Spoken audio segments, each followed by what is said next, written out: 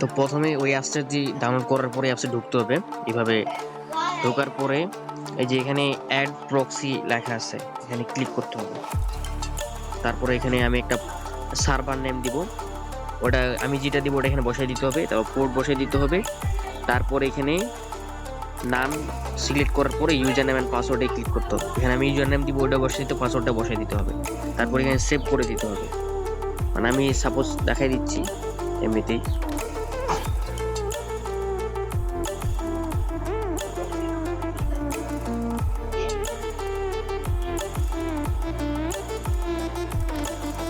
তারপরে সেভ করে দিতে হবে।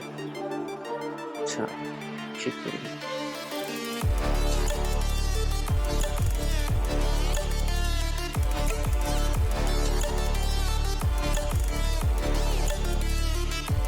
এমনি সেভ করে স্টার্ট দিতে হবে। স্টার্ট দিয়ে যেখানে স্পিডটা কম সেখানে, মানে মেনলি প্লে স্টোরে যেটা স্পিড পাবেন সেই স্পিডটা সবখানে পাবেন। এটা ইউজ করলে প্লে স্টোরে যেটা পাইতেন সবখানে এটা পাবেন, এটা ইউজ করুন।